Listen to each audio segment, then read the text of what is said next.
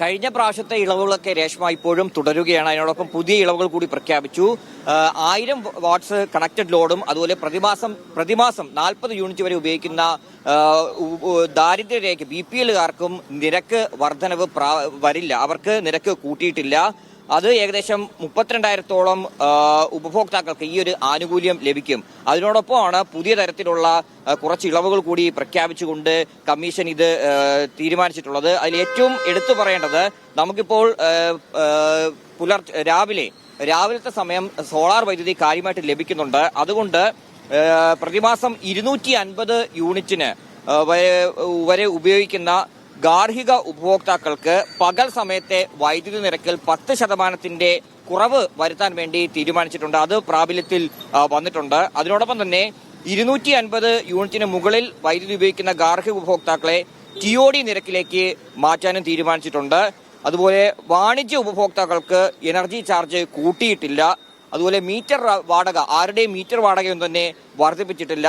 അതുപോലെ home stay തുടങ്ങിയ കാര്യങ്ങൾക്കൊക്കെ പ്രോത്സാഹിപ്പിക്കുന്നതിന് വേണ്ടി ഗാർഹിക നിരക്ക് ബാധകമാക്കിയിട്ടുണ്ട്. ഹോം സ്റ്റേ, അതുപോലെ തന്നെ ഫാം സ്റ്റേകളിലും കൃഷി, ഡയറി ഫാം, അതുപോലെ മൃഗസംരക്ഷണ മേഖലകളിലൊക്കെ എല്ലാം തന്നെ ഗാർഹിക നിരക്കാണ് ഇനി ബാധകമാക്കിയിട്ടുള്ളത്. വ്യാവസായിക നിരക്കല്ല, പകരം ഗാർഹിക നിരക്ക് കൊടുത്താൽ മതി എന്ന തീരുമാനവും എടുത്തിട്ടുണ്ട്.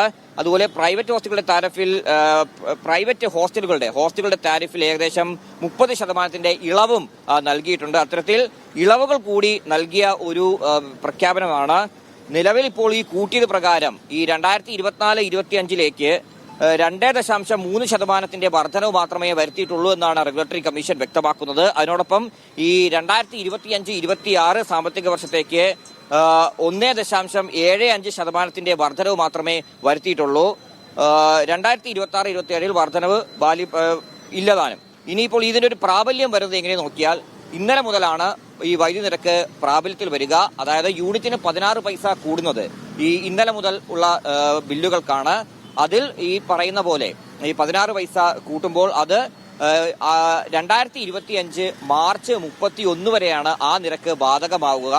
ഇനി 2025-26 വർഷത്തേക്കുള്ള നിരക്ക് അത് യൂണിറ്റിന് 12 പൈസയാണ് വർധനവ് ഏർപ്പെടുത്തിയത്. അത് 2025 ഏപ്രിൽ 1 മുതൽ 2026 മാർച്ച് 31 വരെയാണ് പ്രാബല്യത്തിൽ. അതായത് 3 മാസം കഴിയുമ്പോൾ നിരക്ക് മൊത്തത്തിൽ ഉള്ളൊരു വർധനവെന്ന് ഉദ്ദേശിക്കുന്നത് 16 + 12, അതായത് 28 പൈസ, യൂണിറ്റിന് 28 പൈസയുടെ ഒരു വർധനവായിരിക്കും 2025 മാർച്ച് 31 ശേഷം, അതായത് ഏപ്രിൽ 1 മുതൽ കൊടുക്കേണ്ടി വരും. അതൊരു വലിയൊരു വർധനവായിട്ട് തന്നെയാണ് കണക്കാക്കുന്നത്. പക്ഷേ എന്നാൽ പോലും അതിന്റെ അടുത്ത വർഷം, ഏറ്റവും അവസാന വർഷമായിട്ടുള്ള 2026-2027 സാമ്പത്തിക വർഷം 9 പൈസയുടെ വർധനവ് KCB ആവശ്യപ്പെട്ടെങ്കിലും അത് റെഗുലേറ്ററി കമ്മീഷൻ അംഗീകരിച്ചില്ല.